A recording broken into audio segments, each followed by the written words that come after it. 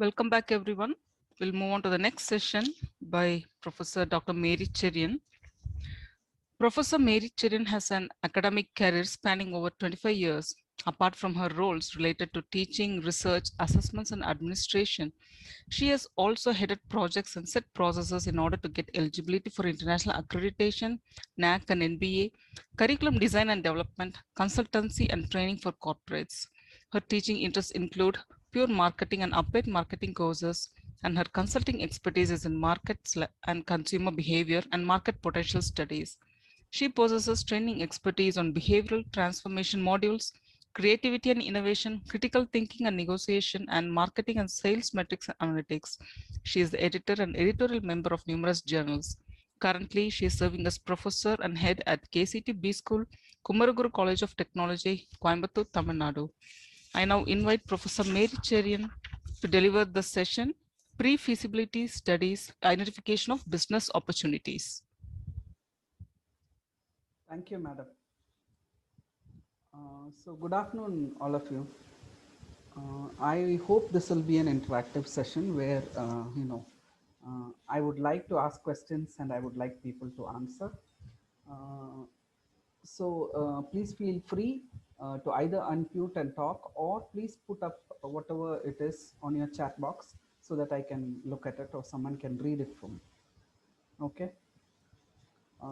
So I'd like to first of all know how many of you, from which departments are you coming? I know all of you come from Osmania University, but are there departments here that are related to management? How many of you are from management?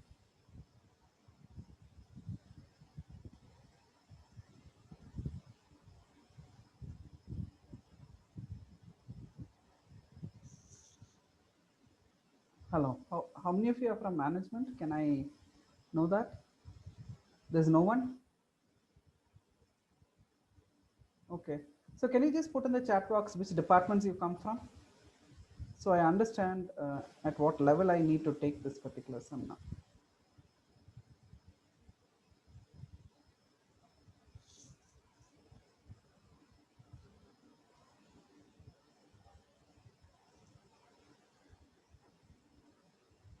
I'm not getting anything in the chat. Are you able to hear me? Yeah, we are able to hear you. I think maybe the participants have not come from their break. Oh, there are Actually, only... this is a mixed group, Professor Mary Okay. Cherian. Yeah. Okay. So which departments? Any idea? I'm not exactly sure about that Okay. because the whole of Osmania University is participating. And yeah, we have one message in the chat box there. Miss Jyoti is from Commerce None from Department. commerce. Yeah. Okay. Okay. Okay. So, okay, I will share the screen again and I will try and take it from there. So I hope now people have started coming into the session as such. So can you see my slide also? Yes, we can see yours. Yeah. So the objectives of this session is, the topic given to me was pre-feasibility studies, identification of business opportunities.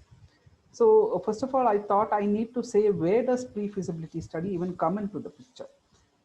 So what stage is it in? Okay, and so under pre-feasibility studies, you're trying to look at how do you identify business opportunities. Okay, so identification of business opportunities does not start with pre-feasibility stage. It starts much earlier, only that you could have some 30-40 ideas that you will try and reduce to, maybe 3-4 ideas in the pre-feasibility stage. And when it comes to the feasibility study stage, this 3 or 4 ideas will reduce to one idea. Okay, so essentially the difference between pre-feasibility and feasibility stage is where feasibility study will be a very in-depth study. Essentially, you're trying to attract funding, you're trying to tell your bankers or your venture capitalist, whoever it is you're going for funding, that this is a study that's good, it will have a good market, it is feasible, it is viable, financially fine, technically fine, all these feasibilities are fine. So that's where the feasibility study is there, and feasibility study is something that will clinch you the deal, okay, get you the money for it. Pre-feasibility is a stage before the feasibility study, where you're looking at maybe 20, 30 ideas that you come up because of essentially some desk project or research project that you've done. You've tried, looked at a lot of ideas, you've done some study, you've done some review of literature. At the end of it, you're trying to understand, okay, maybe there's a 30, 40 ideas which I would be interested in. Now how do I reduce that 30, 40 into 3 or 2? Okay, so that's essentially what we'll be looking at here. So for that, to understand where pre-feasibility study comes in, we will try and look at the 4 stages of the concept of feasibility studies, that particular process. We will also try and define what is a business opportunity. Okay, and lastly, we'll try and understand how to identify opportunities. Essentially, a lot of entrepreneurs, they have this problem only. This is their biggest problem. They just don't know how to identify opportunities. Where do I get an idea? I have no idea. I want to be an entrepreneur, but I have no idea where to start. I don't know what to start. I specifically, I have some skills, but I don't know these skills. If I put it together, can I come up with an idea and produce a product or a service? Okay, so this is the biggest dilemma that entrepreneurs have, and essentially this is where I want to throw light. Okay, so before we look at the identifying opportunities, we need to understand what are the sources of business ideas. Where do we go and search ideas itself? Also, we will look at some few methods. Many of you are familiar with all these methods and terms that we will be using here for generating new business ideas. Also explain 2 models. Now, I said, in the initial stage, you will come up with some 30 or 40 business ideas. Now, how do I reduce it to 3 or 4 in the pre-feasibility study stage? Now, how do I do that reduction? Okay, so we will try and look at 2 models here. So one is a ramp model and the Mullins 7 domain framework model, which will evaluate entrepreneurial opportunities. It just gives you a framework as such. Okay, so are you with me till now? Did you understand what I said? And is this okay? Okay, so since I'm not getting any reply, I'm assuming it's okay and I'm moving forward. So concept of feasibility, which we should all do. Okay, so the 4 study stages. So why is it called the study stages? Is essentially because in all these 4 stages, you have a lot of studying to do, a lot of information you will be looking through, digging around and trying to get something. Okay, so the first one is the desktop or the conceptual study, where you're trying to look at various ideas. You're trying to look at market trends, what will sell, what will not sell. If I start a business in this, will it really have a market? All that. So you're trying to look at a lot of ideas. The second stage is essentially you're trying to look at an economic assessment. Will this sell? Will it not sell? Will it be economically viable? Okay, so that's the next stage. Third stage is the pre-feasibility study stage, where you would have come up with n number of ideas in the first stage. In the economic assessment, you would have thrown out some of those ideas, saying not economically feasible or this is not a viable idea. Okay. Third stage, you want to reduce that 20, 30 that you finally, thought, okay, economically viable. Now, which do I pick up on this? So maybe you will pick up 3, 4 ideas in the pre-feasibility study stage and you will work on it. Okay. Now, in the desktop or the conceptual study stage, where do you get all these ideas? How do you identify these business opportunities? Okay, and how do you? And so first we will look at what is the definition of a business opportunity. Second, we look at what are the sources of all these ideas. And third, the third portion of it will be looking at how do you reduce that 20 to 3? How do you evaluate these business ideas and say, okay, it's good for me to work on maybe 3 of these ideas, come up with some feasibility study for each of these 3 ideas, to some level. Later on in the feasibility, you will reduce that 3 to 1. You will do a feasibility study for one of those ideas. Okay, so I'm hoping all of you are there with me. Since I don't get any feedback, I'm just going ahead. So how do I define a business opportunity? Okay, so essentially any idea, any business idea that has the potential to generate profits, that will give me something, and that which the consumer will buy. Okay, so it fulfills some problem or some solution that the customer has and for which he will pay a premium. Okay, so that is when it is called a business opportunity. Okay, so and it is solving a significant problem. It adds significant value for the customer. So by buying that particular product or service, the customer has some problem of his solved. Okay, and this particular product or business idea should have a robust market. Market means number of consumers. Where I go to the market, people should be willing to buy it. Okay, I should get enough margin, because after expenses there is something. I am in this business to make a profit. Okay, So there should be something sustainable about this business opportunity for me, for all my stakeholders. Okay. And the last thing is the founder or the management team. There should be a fit between this product idea and or this business idea and the founders or the management team's objectives. Okay. Now if there's no fit, after some time you will find the founder or the management team not really willing to go ahead with this project. They may lose interest in it. Okay. So which means the founder may not after some time actually go ahead with the project. So therefore that becomes a dead end actually for that particular opportunity. So that's not something that we are interested in. So we are as a founder or as a management team who is interacting with the founder and looking at business opportunities, I will try and find a fit between the business opportunity and the founders objectives as such. Okay. And there has to be an attractive risk reward balance as such. Okay. So some risk, I should definitely get some rewards.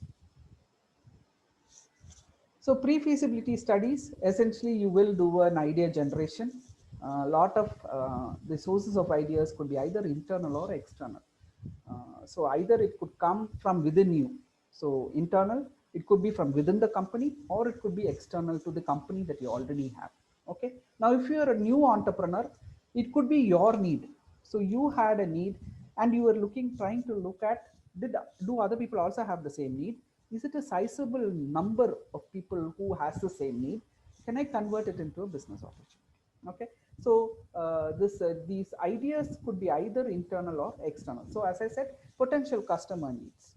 Look at any product that has come into the market. There was someone somewhere who wanted that particular product.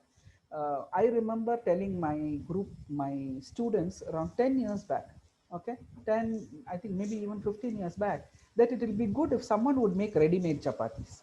And I told them, why don't you make ready-made chapatis? No, it's such a pain, mixing the dough and making the chapati and then putting it in the pan, frying it. So if I could get something that is just out of the cover and, just put it on the tawa, heat it up and make the curry, and, if I can eat it, it will be nice. We get dosa batter, we get idli batter, ready-made idli and dosa batter. So I don't have to grind the batter for idli and dosa. I just have to take the batter, make the idli or the dosa, make the curry and, eat it. So if someone did that with chapati also, it will be good. I told many of my students, why don't you start something like that? Sit at home. You don't have to go to work. So there were so many kids who wanted to who were, getting married, not continuing, after their MBA, just sitting at home. So I said, why don't you start this? This is an interesting idea. I'm sure there are a lot of working women who would like this idea. But sad to say, none of my students started it, but someone did start. Essentially, it was a problem for him making chapatis.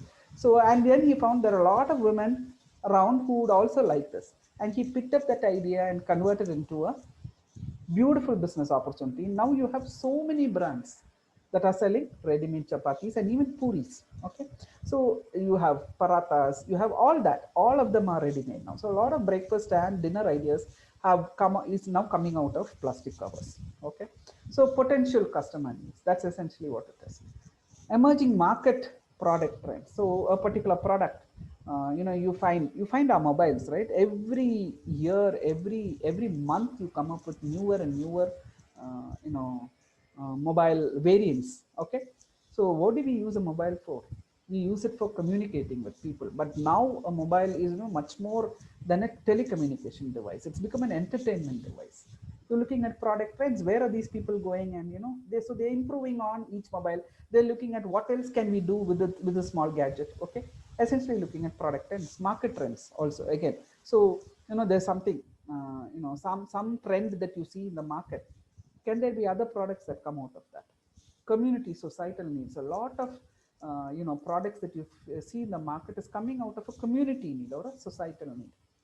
Existing patents with government departments. This is something that all of you can tell, your students. If there is a student who does not have any idea, he has no idea where to start. What idea? I have no idea how to generate a business idea. I'm having this huge issue. I don't mind whatever it is. Problem is a lot of R&D labs, CSIR, a lot of ministries of biotechnology, a lot of these government departments, they have patents. Some academic somewhere has sat, done some research, created a patent. It is available with someone somewhere, and details of these patents are available with these government agencies. Now, if the student just goes to the website, looks through those patents, and decides, okay, this is something that I can take and do. So if you look at the, the Tamil Nadu Agricultural University here in Coimbatore, I'm from Coimbatore. So if you look at the Tamil Nadu Agricultural University here in Coimbatore, they have so many patents with them. Okay, so it could be for harvesting machinery, it could be for products, end products, edible products. Okay, they have so many patents. So done with millets, they have so many business. Millet biscuits are there, millet chapatis are there, millet rotis are there. So all that patented. So if someone is interested, they just go there, they buy the patent, and they say, okay, I will do it. They will even give the machinery for making. Okay, so they also have people who are creating machinery for producing such type of products. They will either rent it to them, or they can even buy it from them. They buy it and they give all support for them to start that particular business. So you can even pick up ideas from someone else's patents. Okay, so R&D labs are there, government departments are there with a lot of patents available. You just have to go pick it up, pick up the. So the idea is, you don't really have to think about the idea. Only have to think about, is it feasible, is it viable, where is my funding going to come from, do I have a market for it, can I sell it, how do I brand it. Okay, so all these are some of the concerns that you have to do. The idea itself is already readily available. Okay, so what are the parameters where, when you're trying to scan for opportunities and identify the business opportunity? Parameters are, is it an attractive idea, attractive in terms of, is it attractive to your consumers, it is attractive to you in terms of profits, is it attractive in terms of, can I do this, is it something that is doable. Okay, so is it attractive to your stakeholders, timely, is it a product that I can introduce now. So if you look at some of the stories, Dunlop, okay, Dunlop, this company Dunlop, they parachute fabric. Okay, so that fabric was developed some 20 years before parachutes came into being. Okay, so when they created this fabric, they understood, oh, this is a great product, but they went into the market and looked at how they can actually convert that product into a usable product. They understood there was no opportunity there, no business opportunity available. None of the products, existing products at that time used this fabric, or no one knew how to go about using this fabric. So they had a product that was way beyond, earlier than its time. Okay, so your product has to be timely, it has to be timely in such a way presently people or industries or businesses can use this particular product. Okay, durable, it has to be durable. So the opportunity has to be there for some time. It's not something that you will take a lot of effort, try and bring it into the market, spend money, put your effort and time and everything, and then you find out it doesn't last 2 years. Okay, or it doesn't last 1 year, or maybe it's only 3 months. After 3 months, it goes off. Maybe there is a new technology that came in and just wiped out your product. So these are all things you need to understand when you're doing your feasibility study. Okay, so I wanted to show you two videos. I will unshare this thing and take you to the video part. I want you to look at, where did that person get his idea from. Okay,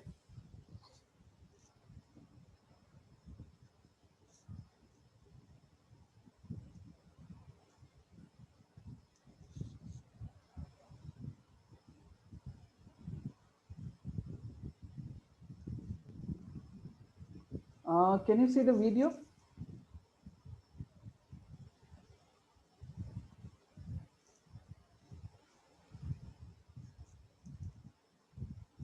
Excuse me, anyone? Can you please tell me if you can see the video page?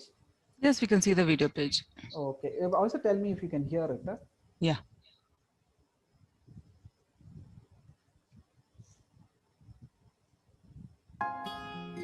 Yes, it is audible. Okay, thank you. 10-15 দিন ভালো যায়, যাওয়ার পরে দেখা যায় কি ওর কেমন সর্দি সর্দি ভাব,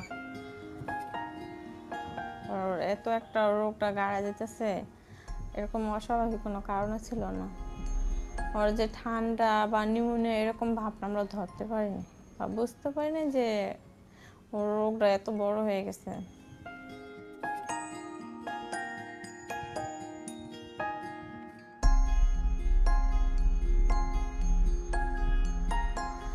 দিন রাত 24 ঘন্টা ওর পাশে ডাক্তার ছিল,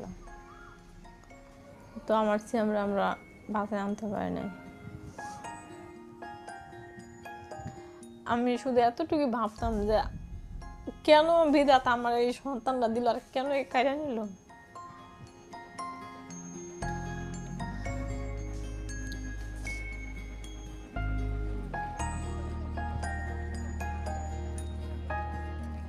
সেই রাতে যেদিন আমি ইন্টার্নিতে প্রথম নাইট করলাম, আমার সাথে আমার সিএ ছিলেন, রেজিস্ট্রার ছিলেন। তো নিউমোনিয়াতে অনেক বাচ্চা আসলো, তার মধ্যে 3টা বাচ্চা আমার চোখের সামনে মারা গেল। Nothing was working and I was so helpless that I cried at that night. Then I promised at that night I should do something in my life to curb this, but I didn't know at that day, at that night, how it can be done.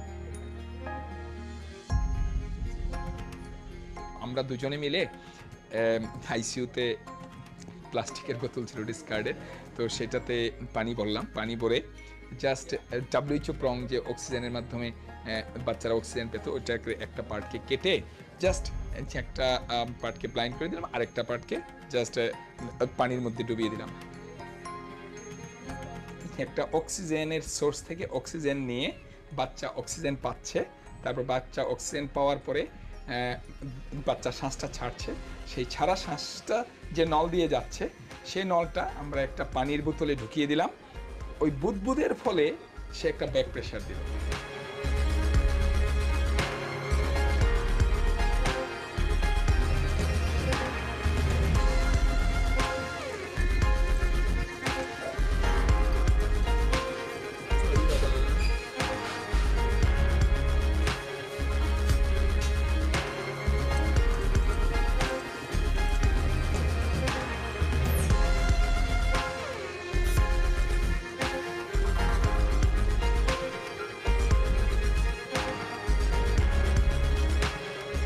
খেলার ছলে 4-5টা পেশেন্টকে দেখলাম, দেখি না কি হয়। নেওয়ার পরে ডাক্তাররা মনে করেন অনেক চেষ্টাপাতি ভালো করছে, করার পরে অক্সিজেন লাগাইছে, তার বাদে পাইপ ঢুকা দিছিল খাদ্যর।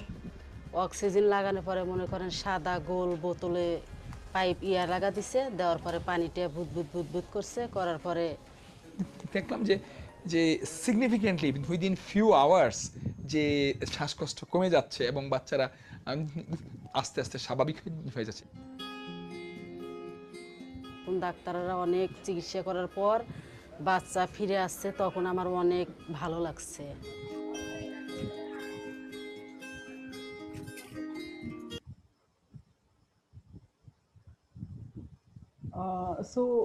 If you had looked at the video,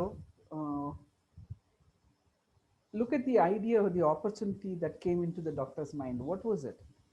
What was it that created that particular opportunity? Okay, so he's looking at something that cost us $1.25 to replace a $15,000 machine. Something, so you're looking at the circumstance, so that was a societal or a community need that actually triggered this doctor to find a solution to his particular problem. Okay, so if you look at it, so there are so many people like this who are who look at something that is happening in the market, and then they're trying to find out how they can actually go about solving that particular problem. Okay, so another video that is happening in India, and I want to show you this also. How people get ideas, and how that idea, as I told you, this idea should be of huge value to the customer. You're looking at $15,000 reducing to $1.25, dead infants becoming live. Okay, so you're looking at the value to everyone. So there's value to the doctor who created this, there is value to the community, the hospital, the government hospitals that cannot afford to have ventilators.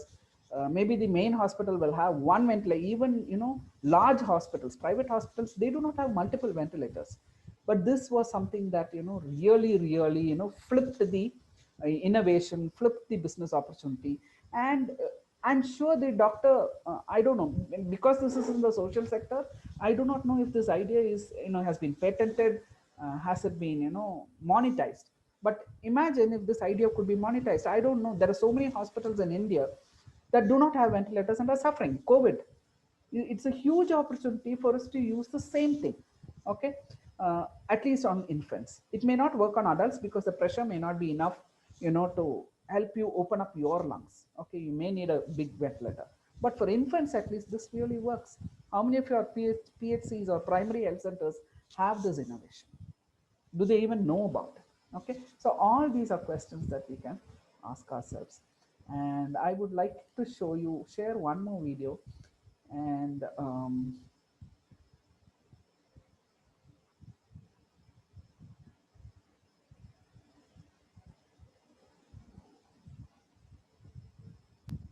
one second, I think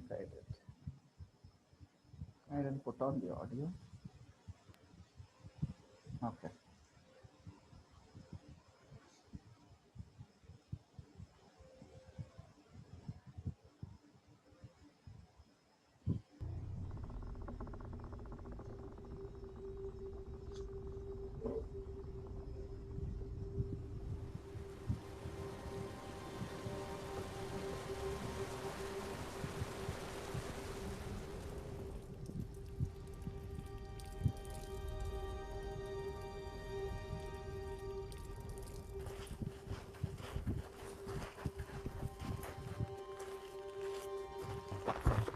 Spidene kertangata choose pon mo yo chest pejaste ma sante kangalino. Kipeze nangata kerte nang spidena jingla chu chu was pasang de tudla tu se ka marik ma pas pasang skon mono skangal bardo sonte no.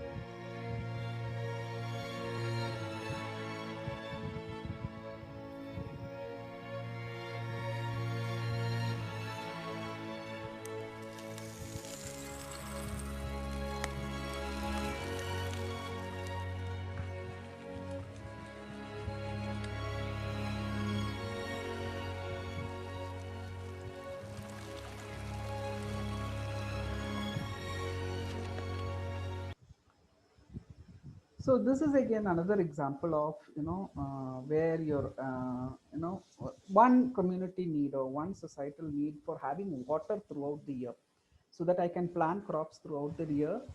Forced one engineer, to think of how do I go about solving this. And he said there's such a lot of water in winter when I don't need it. Okay, so what they did is they just put a pipe underground. There is a stream. So from that stream, I put pipes wherever I want glaciers to be built, and I put one pipe, and the water that comes out of it, I put branches or wire, whatever. So it becomes, because so generally if it's in a triangle shape, for it to melt, okay, it takes some time. So throughout spring, a little of it every day melts. So the outer portion of it melts. The inner part of it is still ice. Okay, and there is water throughout this spring for these people to actually yeah, so to do their winter crops. Okay, so that's exactly what you are looking at. So where did this idea come from? How did this engineer get this idea? Okay, so essentially if you look at the idea itself, it's essentially trying to see that a scarce resource is available throughout the year. So that's the business opportunity there. And what is he doing now? He's selling, he's patented the technology, and anyone who wants to set up a ice cone, they need to pay him royalty before they actually set it up. So across the Himalayas, around in Ladakh region, you have so many hundreds and thousands of these ice glaciers, cone triangle glaciers that are being built out of a patented idea that this engineer thought of. Okay, and for life he will be paid every time a cone comes up. Okay, ice cone comes up. So you're looking at a business opportunity there. Okay, so if you look at it here again, it's essentially very difficult for us to believe how a community or a societal idea could be converted into a business opportunity. Both these are community needs that was converted into business opportunities. So the doctor also patented it. This guy also patented it lifelong, even after his life for some more years. So, they get royalty out of this particular idea. Okay.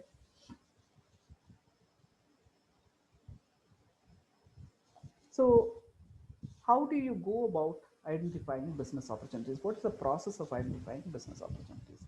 So if you look at it, so the first thing, brainstorming is something that all of us are very, very familiar with. Brainstorming is where, you go about, looking at all the ways in which you can come up with any idea. So brainstorming, you don't actually judge the ideas. You don't say, no, that's a bad idea, this is a good idea. No, you just go ahead with building a great idea. Okay, so any idea, so you get into groups and tell them, okay, we're looking at something that we can convert into your business, can you come up with ideas? And then you don't judge those ideas. So it's a free flow of ideas, any area, any domain, whatever people want to say, they will come up with. And then the next stage of brainstorming is where you will try and take each of those ideas and then try put some evaluation parameters and try and say, is this feasible, is this not feasible, can we go forward with it? Okay, the survey method is actually creating a set of questions, giving it to people and asking them about different things. So you can ask them maybe about current problems for which they need solutions. What are the if it is in a particular, you can, and survey method can be usually you can ask them in targeted areas. So suppose you are a transportation guy. Okay, you like to provide solutions in transportation, so maybe that is what the survey will be about. You will most probably ask them, now how do you travel? What are the ways, what are the things that you want, when you're wanting to travel?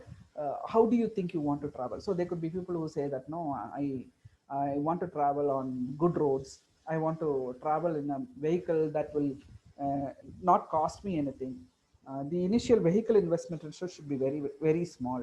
Okay, all this, I don't want to be polluting the environment. So these could be all results of the survey. And then maybe you will come up with a small vehicle like a cycle, where you hold on to it. A lot of these campuses, IT campuses have those vehicles, right?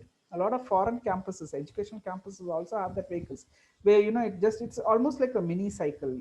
Maybe you bought it for also a few of your kids.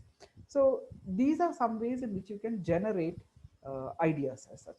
Reverse brainstorming is, you're not looking at ideas. It's the opposite of brainstorming. In brainstorming, you are telling people to come up with ideas that will work or will be a good business opportunity. Here in reverse brainstorming, you will ask them to come up with all that will not work.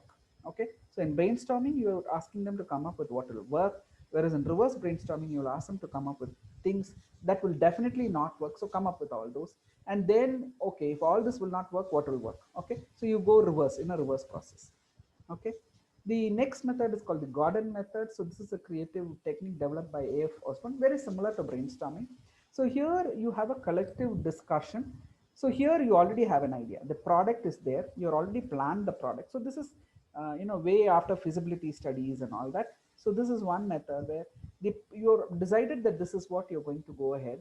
Now you want to get a discussion on the do's and don'ts. All, so uninhibited. No one is judging you. No one is telling you, no, you shouldn't discuss this. You can't discuss this. You can't come up with, issues now. All that. No, you are essentially trying to, create a discussion about this particular product in a very uninhibited way, solution oriented. So in the sense that, okay, if this problem is there, how do you think we should solve it? Okay, so you're trying to find solutions to every issue that someone comes up with in that collective discussion. Okay, The other thing, where place where you can look at business opportunities is you can look at technology. So technological change, as technology changes, newer and newer products come in. Regulatory political changes. So now political change, Modi government is saying e-vehicles. So you're looking at the price of, your gas going up, the price of all your fuels going up.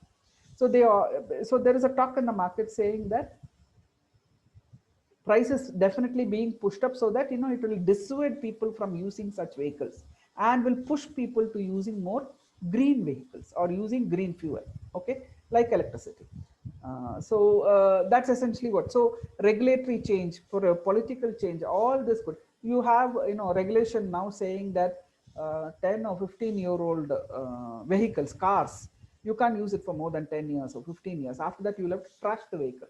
So if I have to trash the vehicle every 10 years, why would I even go for a car? Can I go for something else? Okay.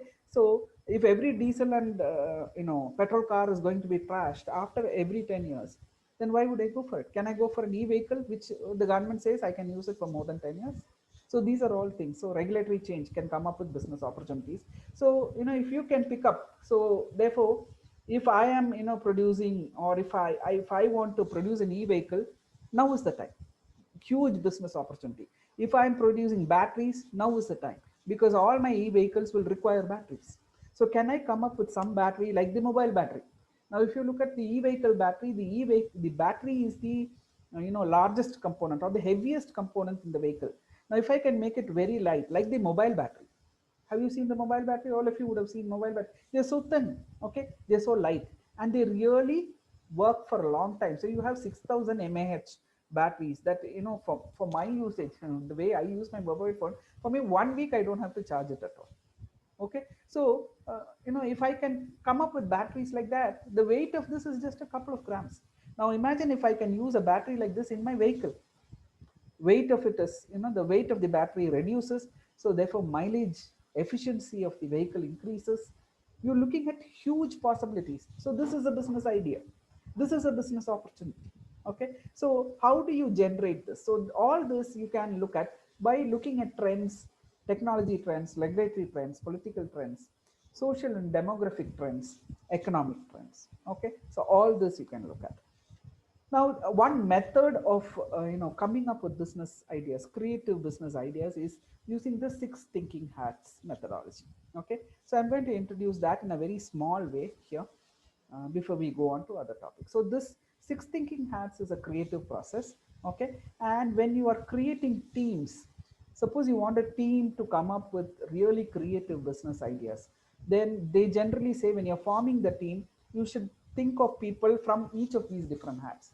So you should have a blue hat thinking person, a green hat thinking person, a black hat thinking person, a yellow hat, a red hat, and a white hat thinking person. Now, if you have all these people, they all think in different ways. Okay, so that is the concept of this 6 thinking hats by Edward de Bono. I'm sure many of you here in this audience must be familiar with it. I'll just very briefly give you. If you're not familiar, I request you to please get a copy of the book by Edward de Bono, The 6 Thinking Hats, and read through it. Okay. So the white hat is essentially, very focused on data and information. So if you give the white hat something, he immediately will start gathering data, information to either support the idea or to delete the idea, or to, to say, no, this idea will not work. Okay. So that's the white hat guy. And it's always useful to have someone like that in your team. Okay. So any idea you give him, he will immediately convert it into data information, search for relevant information, and tell you if it will work, not work. The red hat guy is a very emotional guy. Okay, he immediately picks up non-verbal cues. He's a person with gut feeling, intuition. So very emotional feelings. He's very good with emotion. And this guy will be able to tell you, see, it's my gut feeling that this idea will work. I want you to go ahead with this idea. I'm sure it will work. Okay. And 99% of the time he is right. Okay. Sunshine, or the yellow hat guy, is always looking at positives. So if you give him an idea, a business idea, or someone comes up with a business idea in this team, he will look at all the positives of that particular idea. Okay. The black hat is the opposite. He will look at all the negatives of this idea. And you always need these two people also in the team. Okay. The green hat guy is the person who will come up with the ideas. So he will just throw ideas at you. He'll tell, why don't you do this? Why don't you do that? So this is the guy you definitely want in a team that is looking at new ideas for business opportunities. Okay, so this guy will throw up ideas. The yellow hat will tell you all the positives. The black hat will tear it to pieces. The white hat will go search for information to either support or not support the idea. The red hat will look at, he will have this gut feeling or this intuition saying, okay, I think this will work, this may not work, all that. And the blue hat is all about process control. So that fellow is more about process. He will exactly tell you how to go about doing this. Okay, fine, you have this idea. Maybe this is how. So he will list down the process in deciding how you think, how you or the group needs to think on whether this idea is a good one or a bad. Okay, so he will be able to put the process even after that. So once you decide this is a good idea, he will even go further and tell you, I think this is how you need to go about getting funds, going about setting up the process, building this business idea into a business. Okay, so all that. So this is also one way in which you can actually generate ideas and also decide on if it is going to be a good idea and a bad. So good if you can do this. It is also good if all of you, if each one of us can develop a few of these. So if we are a yellow hat, okay, assume that you are a yellow hat. Also try and become a black hat. Okay, so this is by conscious trying to learn how to pick holes in your own idea and becoming a critique of your own idea. So we can also don, so individual can also don multiple hats. Okay, so this is one way in which you can generate ideas. Now, how do you decide if your idea, business idea, is a real good business opportunity? So I told you in the beginning that your desktop research will generate maybe 30-40 ideas. In the pre-feasibility stage, you will reduce it to 3 or 4, okay, and do some in-depth analysis. Okay, so since our topic is, so you need to identify out of this 30-40 which is the good opportunity, business opportunity. So identification of the business opportunity is a topic. So we can use two models for that. One is a ramp model and the other one is the Mullet's model. Okay, so ramp, the full form of ramp is return on investment, advantage, market, and potential. Okay, so that's the full form of ramp, and we will look at each one of these in detail. So when I'm looking at return on investment, what are the questions you will ask yourself? So you will definitely want to know if your total revenues will be better than your expenses, because you are trying to look at a profit. You're looking at in what period of time will my revenues become bigger than my expenses. Okay, when will I break even? When will I start making profit? So that's a question you need to ask when you are trying to analyze your business idea or your business opportunity. Will the business be profitable? How much time will the business take to break even? How much investment is needed to start this? How are you going to raise this investment? What is my exit strategy? So if at some point of time I want to exit my business, how will I exit it? Where will I, what will I do with this business? How am I going to dispose it of? So all these are questions with reference to return on investment. The next one is called advantage in the ramp. So here, what is the advantage of this particular business idea or opportunity? So if I'm going to go ahead with the business idea, what are the barriers to entry? Like for example, suppose just imagine that I'm trying to get into the shampoo business. Okay, I want to make shampoos. So when I look at the shampoo industry, how many players are there? Who are my competitors? If I enter the shampoo business, who are my competitors? I have big people there. I have Unilever, I have Hindustan Lever, United Lever, I have P&G, I have Helen Curtis, I have Calvin, this Sunsilk shampoos and all that. Okay, the people who produce all those. So there are huge number of companies there producing n different types of shampoos. Okay, number of competitors, very strong competitors. Now if I'm a small time person, do I even want to enter this? Will I have an advantage, or am I going to produce a shampoo that is a niche product, okay, that only very few people will buy, and therefore I can charge a real high premium for that? Okay, so therefore I have a brand called Body Shop.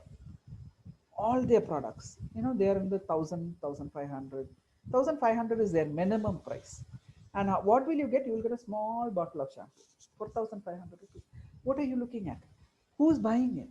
So there are people who buy those products. So they are 100% natural products. Okay, using natural this thing. And there are some people, you know, who only want that, who are absolutely, you know, wouldn't mind spending money to get a 100% natural product. Okay, no chemicals used at all in the product.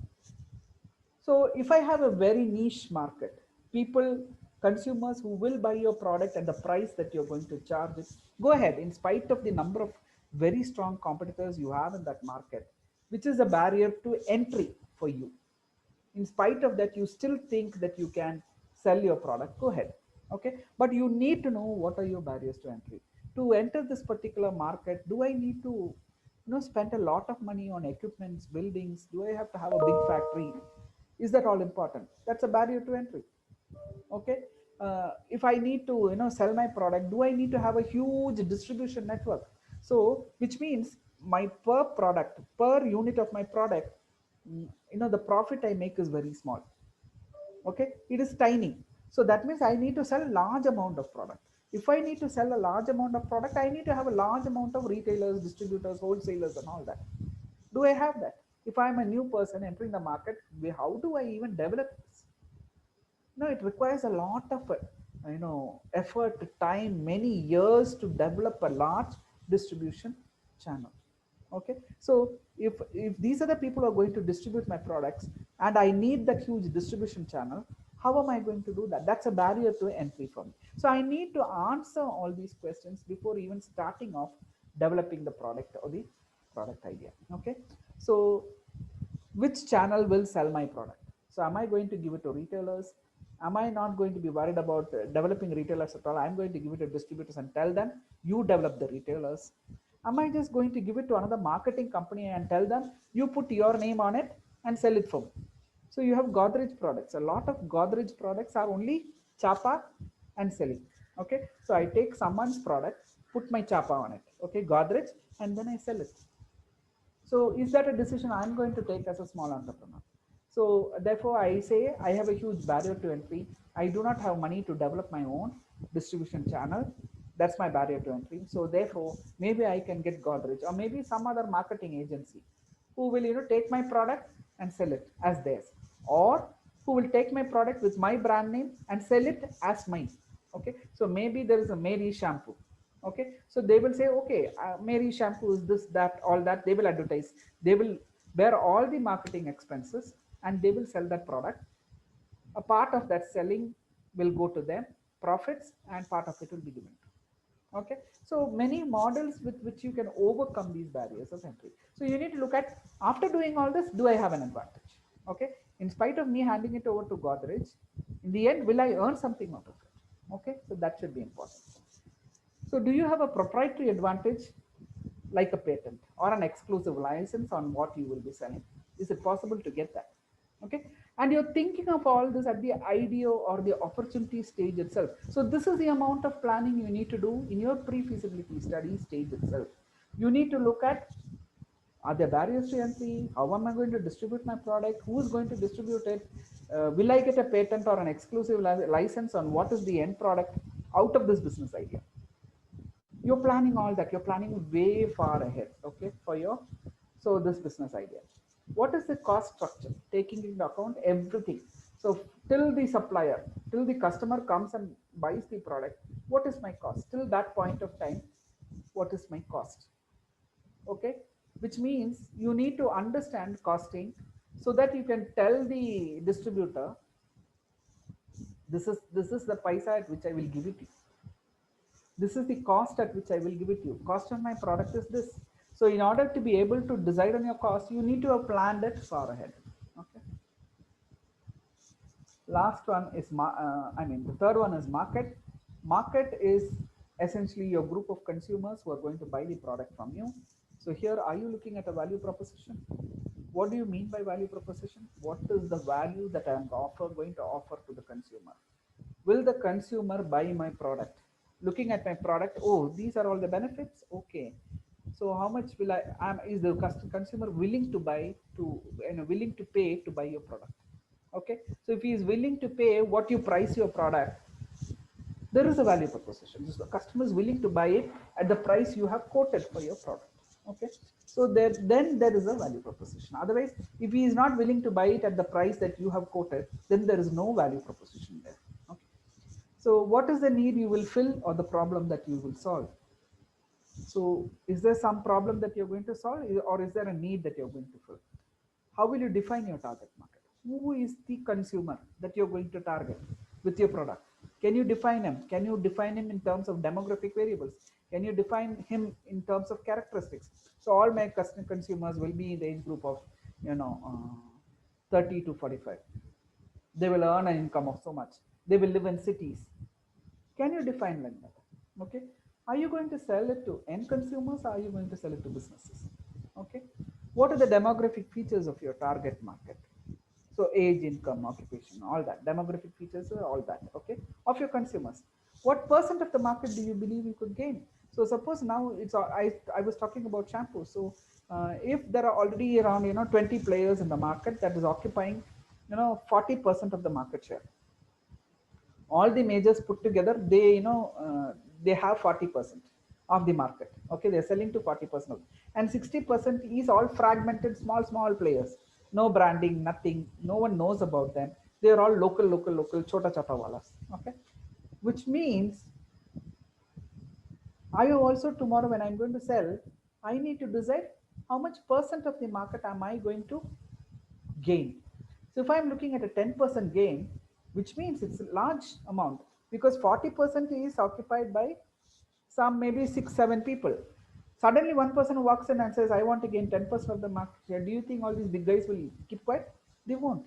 Okay, so that means you should look at the level of expenditure you will have to put in, or the effort you will have to put in to gain that much of market share. Again, it's hitting on your financials. Okay, how fast is the market for your product growing? So your shampoo market, it grows by so many percent every year. So is your shampoo market, is it growing? Have people stopped using? Is there a sizable amount of the market that has stopped using shampoos and are going to traditional shikakai and channa powder and all that? Is it not growing? Is it stagnating? Now, if you are getting into a market that is stagnating, that is not growing at all, why would you even get into it?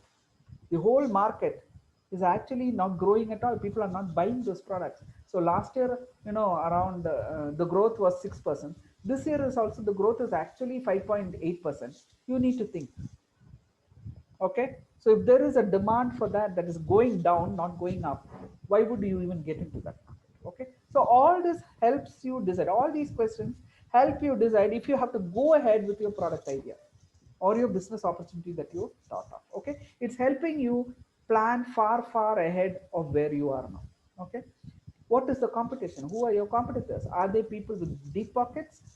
Do you have a deep pocket? Can you stand competition? At least maybe the first 5 years I won't earn a profit, but that's okay. Can you do that? Okay, what will be the price of your product? So all these questions are very important. Last one is potential. Does the team have the potential to successfully launch and sustain the business? So this team or the person, the entrepreneur who's come up with this idea, can I launch and sustain this business? Which means I get into a market that has sizable competition. Maybe the first 10 years, you look at Amazon, you look at Flipkart, they still are not making profits. Okay, they're still bleeding, but they're still in the market. They're fighting with each other. They're still undercutting their prices. They're giving away products at damn cheap prices. Why are they doing that? Essentially to capture the market. And they have huge pockets. They can afford to spend. So that's why I said they have sustainability. They're able to sustain in the market, and they will have some break even somewhere. Okay. They will say that maybe in 20 years or 25 years, maybe I will break even. I will start making profits. The market will consolidate. Some businesses will go out of business. Okay. So then I will be able to take over the market. So all these are things that you will look at in the business idea stage itself. What will be the nature of the business entity? So is it going to be a cooperative? Is it going to be a partnership? Is it going to be a sole proprietorship? Is it going to be only just one entrepreneur? So is the business concept compatible with the business mission of the team? So let me, when I ask this question, I'm looking at compatibility. So in terms of, is this something that I will be able to do? is it compatible with the skills or the competencies that my team has? If I don't have the skills and competencies, can I at least buy the competencies? Like for example, look at all those large companies. ITC. ITC is, what was its primary product? It was cigarettes. Okay, so ITC, a company like that, that was in cigarettes, now it's, you know, diversified into multiple very different industries, like hotels, like stationery. Okay, now if you look at it, did this business, was this business concept of a hotel matching with tobacco products, which it was initially in? It was definitely not matching, not compatible. But the team knew that they could buy the competency or the skill that will be able to set up hotels. Okay, so they actually brought in another team, said, okay, we want to set up hotels, we think this is a great idea, now can you set it up for us? Okay, they brought another team, they said stationery, you know, can you go ahead? This is essentially what we are looking at. Great growth in this particular market, you know, huge growth rate. Still, there's no branded products except for Camelin and Camel at that point of time. Okay, and Camelin and Camel were not stationary. They were most essentially, you know, pens and pencils. They didn't have books. So they said, why can't we come up with notebooks? So, and it should be branded. You know, it should be really premium, so people will come and buy it. And many people thought no one will come and buy it, but all of us, sometimes we go only for, you know, we try and look for ITC's books and notebooks and try and buy it. Okay, so now you have so many others walking into the same business. So is it compatible with the business mission of the team? What is your business mission? What is your vision for the company? Okay, what is the risk involved? So is it high risk, low risk? So huge risk, huge profits, or huge losses? Okay, so always greater risks are either associated with huge losses or huge profits. Are you willing to take that risk? Do you have the, you know, the backing to take that risk? What is the reward for the founders and the investors if the company succeeds? So what is the, you know, entrepreneur, what is in it for me if I start this? Okay, how will you differentiate your company from what is already out there? So whatever products I'm making, you know, I also make a TV. There are already 100 different TVs there. How is my TV going to be different from yours? Hundreds of companies that make shampoo. How is my shampoo going to be different from yours? What is the unique selling proposition, or it's called USP in marketing? Okay, how will you differentiate your company or your company products from what is out there? And look at the level of detail you're looking at, and you're talking of a business idea. Okay, so unless you try and assess your business idea or your business opportunity, planning all this, okay, at the you're trying to look at all this, these questions will help you decide if this business idea is feasible or not. Do you think we should go ahead with this business idea? Do you think we should go ahead with this business opportunity? So it actually, all these questions are pointers to what you need to plan for. Okay, so if there is something that you will forget, now this actually gives you a roadmap telling you these are all the things on which you need to plan for, check up, do a checklist. Okay, sorry, I'm getting a call from my principal. I will take it later. Yeah. Yeah.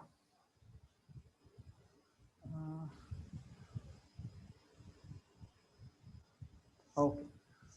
Now, the other framework that I talked of is called the 7-domain framework. This is called Mullen's 7-domain framework.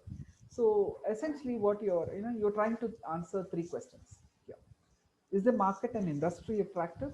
Does the opportunity that I'm looking at offer compelling customer benefits? So will the customer definitely buy my product? Okay. As well as, will it give me a sustainable advantage over other solutions that the customer already has? Okay, so there could be n number of solutions to one particular that is to one particular need of the customer. Will my solution give him a very good, one second,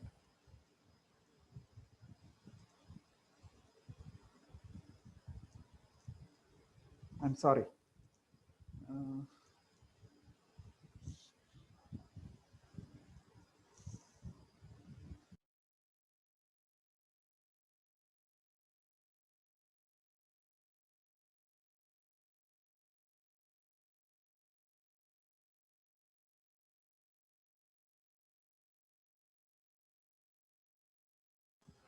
Sorry for that happening. So does the opportunity offer compelling customer benefits as well as a sustainable competitive advantage as such? Okay, so this is essentially what we are looking at. And can this team deliver the results they seek and promise to others? Okay, so these are some of the questions that this particular 7-domain framework will answer. Okay, so we will look at each of these in detail.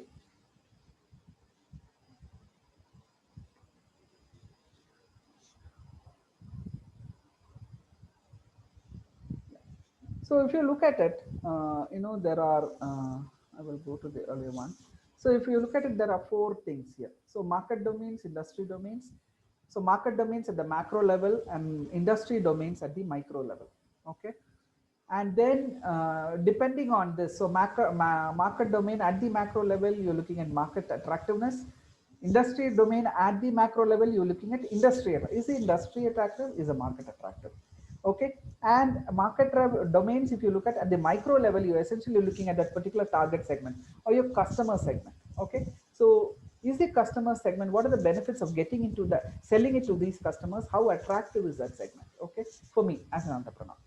Industry domains at the micro level, again, competitive and economic sustainability. So will I be able to make money out of this? Will I be able to beat my competitors at this game? Will I gain market share? Okay, so all that. So in terms of industries, when I'm talking of industry, I'm talking of multiple competitors there. Will I be able to go there, look at all those particular competitors? Will I be able to win against them and at least get, you're not looking at 100% market share, but you're looking at maybe 5%, 10%, 2% even sometimes. Okay, depending upon how much you can produce and how much you can push into the market. Okay, so these are some of the things we'll be looking at, and then we'll be looking at team domains also. So we will look at the market domain, the macro level. So this domain, it requires an analysis of the overall attractiveness of the market. So what are the factors which affect attractiveness of the market? How many customers are there? How big is your market? Okay, so in terms of how big is your market, not only in terms of numbers of customers, but also the amount spent on your product for each of that. Okay, so this particular good, how much do I spend? So how much do I spend a month on the category called snacks? If my product is a snack category, how much do you generally spend on snacks every month? So therefore, can I say that you will spend, suppose you spend, 1,000 rupees on snacks in a month. How much of that 1,000 will come to my brand or my product? So can I, make an assumption? Can I make a decent assumption as to how much of that 1,000 rupees, that is part of your share of your wallet that will come to me? Okay, and number of relevant products or usage occasions for the service that is brought annually. So how many times do you buy this product? How many times do you use it? What are the number of relevant products that are bought annually in this particular industry? You're looking at the macro level. Okay, market level. The micro level, what are the various things? You will try and identify the market segment where customers are ready to pay you premium prices. Okay, so they will pay a premium to get your product. Do you have customers like that? What is the level of differentiation between your product or service that you're offering and the competitor's product or service? The larger the differentiation, the higher the premium price. Okay, what is the size of the market segment, and is it growing? Is it a growing market? Is it a stagnant market? Is the market, growing at a faster pace? Is it growing at a lower pace? All that are important to try and look at what is the attractiveness of the particular market. And what is the future growth potential? What is the future plan for your business? Are you just going to stop with this one product? Are you going to bring in multiple similar products? Are you going to bring different products? All that you're going to look at. Okay. The industry domain macro level, again, some of the factors is, are you going to look at who are your competitors? What products are there? Are they technologically advanced than me? So I'm going to bring maybe one, I'm a small entrepreneur, I'm bringing one product, I introduce it to the market, and my competitor who is large, he's got huge technological, tomorrow what he does, he, makes my product unviable. He uses a superior technology and comes up with a product that's much more superior in 3 months' time. Okay, so what happens to mine? Who will buy mine? When there is a product which is cheaper than me, maybe, or it could even be costlier, but then the difference in the efficiency of that product is much higher than mine. So will I be displaced by my competitors? So I need to analyze this to try and understand if my product idea is worthwhile for me to invest money, my time and effort, and bring it into a full product. Okay, who will be my suppliers? If I'm going to make this product, who is going to supply me raw material? Who is going to buy the end product? I need to look at these two people and find out what is their bargaining power. Can they demand that I pay them so much for this particular raw material? Or do I have multiple suppliers of a particular raw material so that I can actually tell them, give it to me at this price? Can I dictate prices to my suppliers, or will the suppliers dictate prices to me? Okay, same way, buyers, will they have so many competitors, very similar products, that they will tell, no, I can't pay you so much. Why would I come to you? You're a new product. Why would I go to a branded product? Something that is really good, that's been there for years in the market, and of which I am very, very sure that it is working well. Okay, so all these are questions that they will ask, and all these are things that you need to plan for here itself. Okay, what is the rivalry? Are your competitors really large that they will kill you the moment you try and enter the market? Will they use their muscle power and throw you out, or will you be able to sustain? Okay, so therefore, because of this, a lot of small people will never get into a market that is dominated by huge competitors.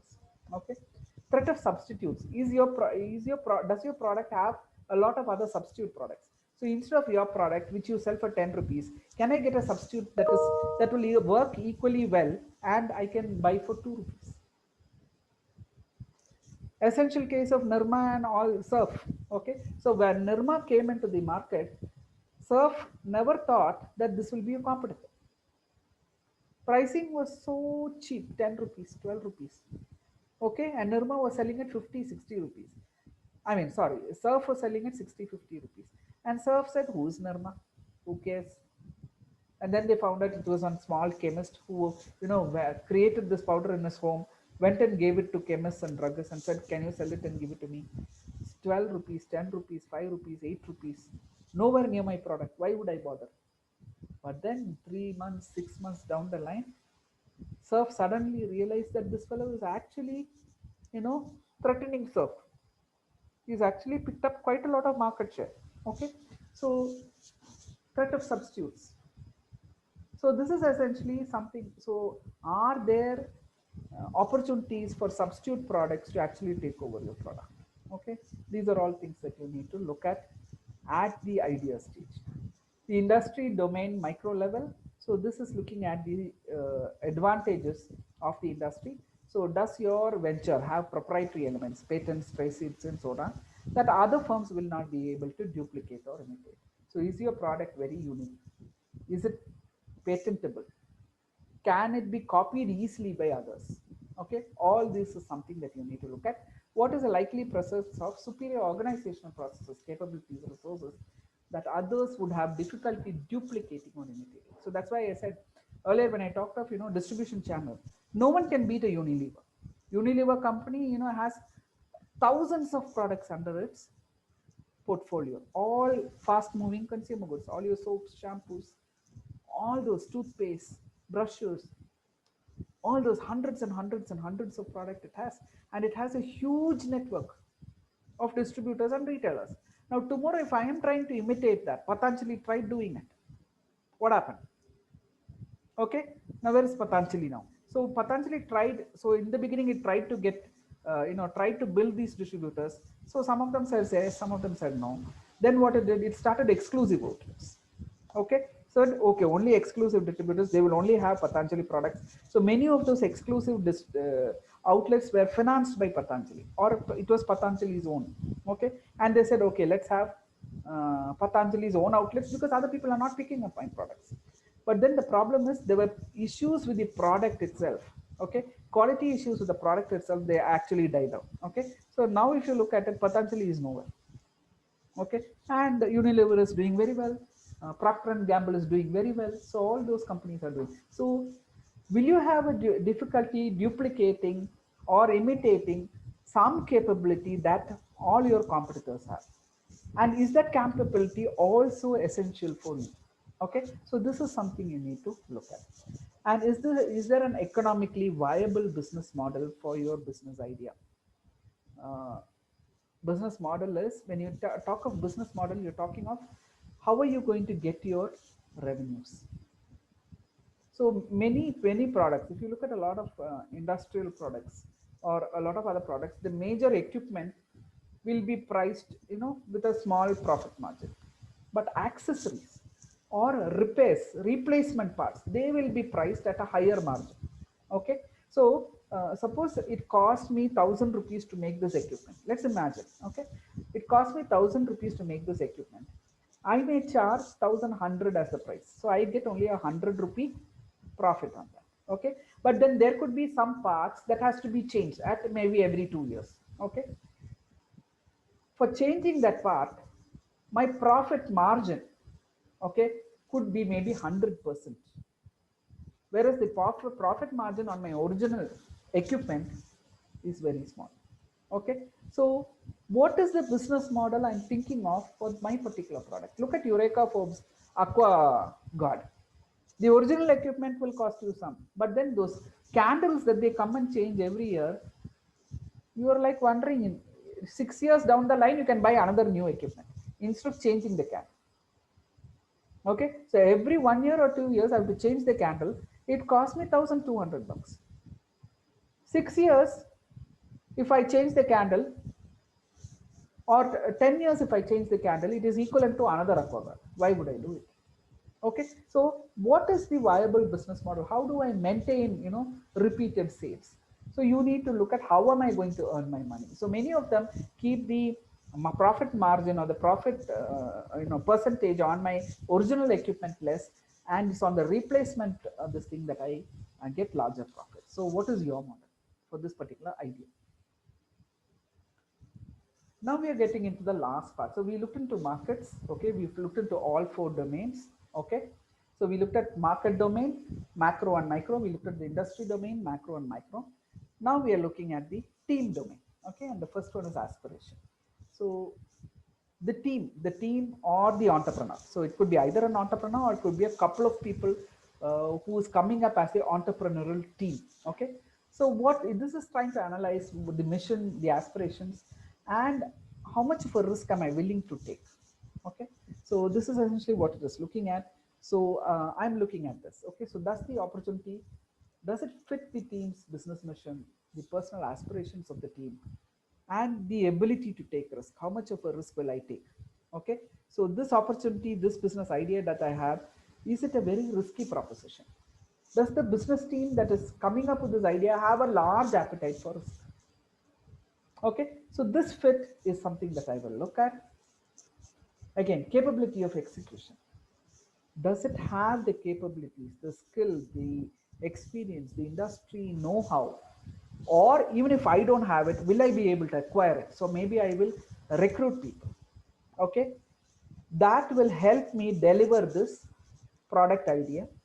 Okay, in a very beautiful way, execute it so that it becomes a great business product, great business idea that actually, gives solution to a large number of customers, becomes a very successful company or an entity. Okay, so in terms of experience, industry know-how, in terms of capabilities, in terms of skills, do I know the business? Do I really know how to go about doing it, or do I have the capability to acquire people who know the business? Okay, so this is again another team domain that you need to look at. Does the team have the capability for executing this business idea? The last one. So essentially these are all things. If you look at a banker who is looking at giving you a loan, he will look at all this. Okay, he will look at what is the capability of the team. Can I, trust this team and give him this much money as a loan? Okay, and lastly, connections or network. So what is the team members network? Okay, so how big is this network? Can they really notice any new opportunity or need to change? So So suppose now I have this product idea, I implement it, I've started the business, maybe three months or 3 years down the line, there is some market trend somewhere in France, someone has come up with a new technology. Can I immediately capture it? Do I have the network? Do I have the resources, okay, to understand that there's something new that has come up in maybe some other country? My market is in India, but then can that technology affect my product? How is it going to affect it? Will there be someone in India who will look at the French company and say, why don't we team together and come up with a product? Will that affect my product, okay, when it comes into the market or when it's in business? So do I have the capability to notice any opportunity or the need to change? So one thing is, many entrepreneurs, they get into a business and they think they can continue with the business forever. That is not possible, essentially because this is one of the major reasons for failures. Okay, so if you look at a lot of companies, many of them small business companies, they'll start up with one small idea and they will think somehow that business will go on forever and ever. That is never going to happen. Okay, so change will happen. Either it could be technological change, it could be some new competitor walking into the market and taking away your market totally. It could be some other product from some other industry itself. It may be not even your own industry that walks in and suddenly you find your product is nowhere. Look at the mobile. Okay, so now you don't need look at the desktop, look at your iPads. You don't need, lot of your computing devices are not there. In fact, there are so many students of ours, they're all doing classes online using just a mobile. Laptop is not needed, nothing is needed. It's become an entertainment device. So from the telecommunication industry, if someone thought, oh, this telecommunication device, will it become a threat to the entertainment industry? Look at Sony and where it is. What happened to Sony? Sony is not doing really well, essentially because mobiles have walked in. They are really not able to stand up, in spite of the fact that Sony is known for quality products. Okay, so this is essentially what will happen if you are not having these connections or networks. Need not be people, it could be contacts, it could be maybe information somewhere, maybe you're part of some association that gives you regular updates on what is happening in your industry or across industries. Something somewhere, do you have that connectedness, okay, up, down and across your value chain? Okay, so that if there are conditions that warrant a change, or where there are conditions that there are new opportunities arisen and you have to grab that opportunity, will you do it? Okay, so this is something for which we need to discuss. So I hope some of you will open up. So there's a case study put up on the slide. I want you to tell me, there are two characters in this particular case. Can you read it? Is it readable? Yes, ma'am, it is readable. Okay, so can I have some participants saying something? So there's a small case and it's talking of two people, Deepak and Nandan, and it's also talking of what are their passions, what is their mission statements, what are their competencies and skills. It is asking you, the case is actually talking of one business opportunity. So that business opportunity, whom do you think it will fit? Will it fit Deepak and Nandan? Can both of them do this business opportunity, or do you think different business opportunities have to be taken up, and why?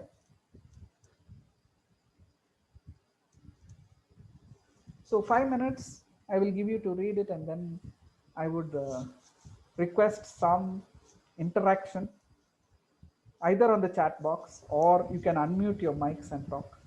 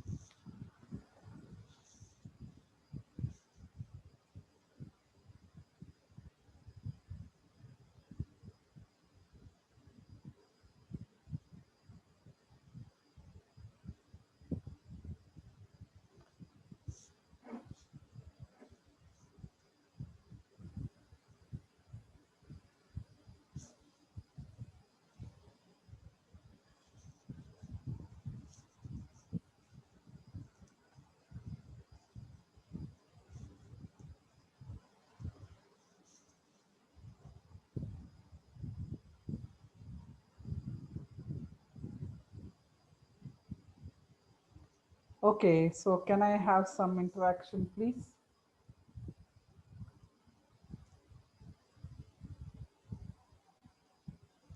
This Yes, Mr. Mohammed Salim, you can share your opinion. You can unmute yourself or you can type in the chat box, either way.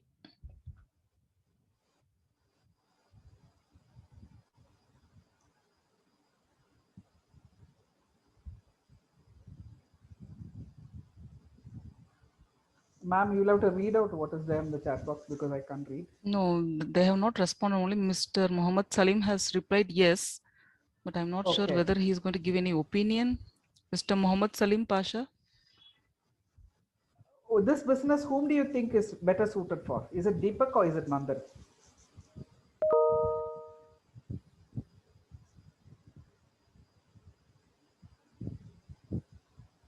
To start a chain of mid-priced family. Nandan. Okay, it suits Nandan better?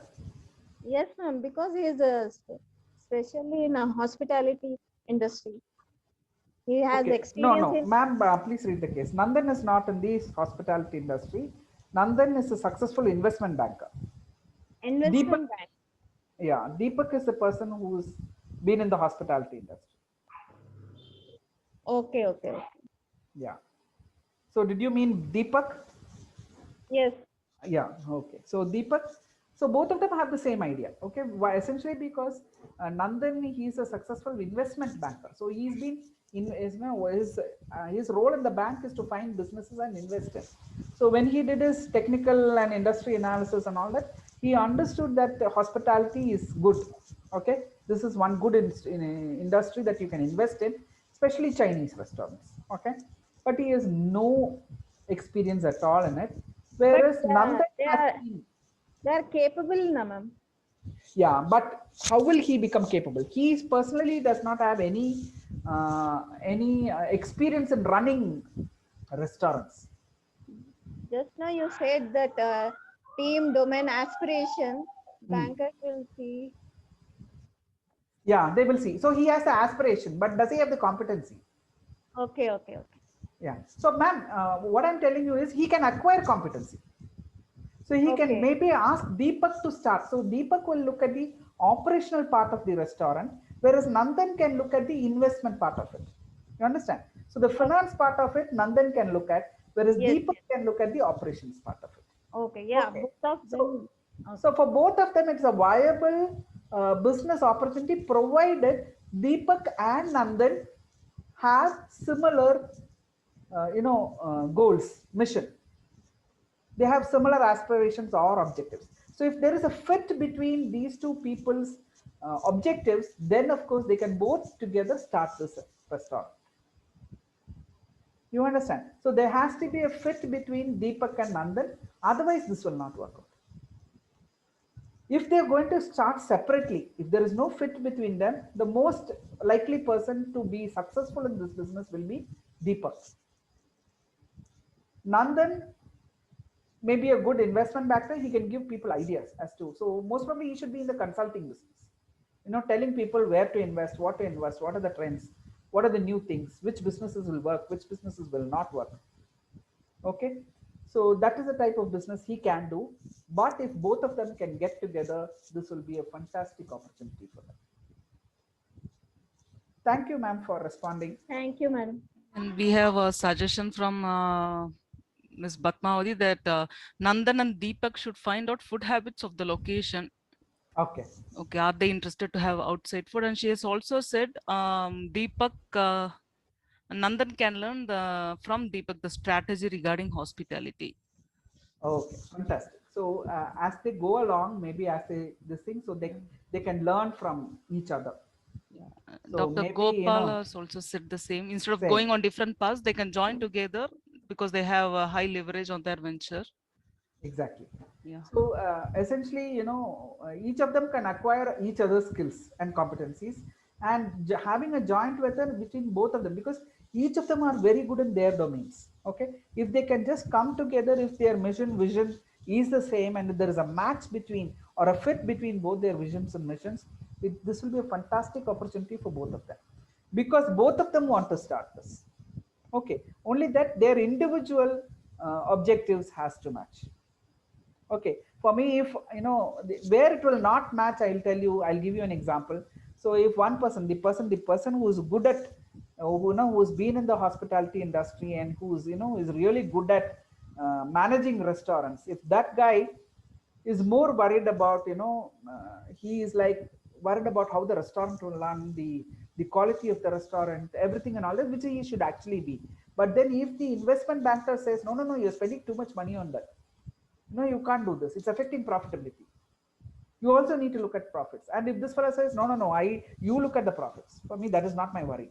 I'm worried about the branding, I'm worried about the quality of food. So you're looking at two different objectives that these two people have. So unless they sit together, discuss and say no, both of us are here and for profits, we will look at it, both of us will discuss. So whenever we have an issue, let us sit down, discuss, let there be a mechanism put into place for me to decide. Okay, then yeah, it will fit both. But if there's no mechanism to settle disputes, essentially because one comes from an operational excellence background, the other comes from the finance background. Essentially, for any services, the two departments that fight with each other is operations and finance. They always have a fight with each other because finance says cost cutting and operation says no cost cutting, quality is most important. Okay, so if they are loggerheads with each other, there is an issue, they can't come together. Okay, but if they can settle that, it is a fantastic opportunity for actually both of them. Okay, so my session ends here. If there are any other questions, you can ask me. I think some participants, if you have any other questions, you can unmute yourself and you can ask the session speaker.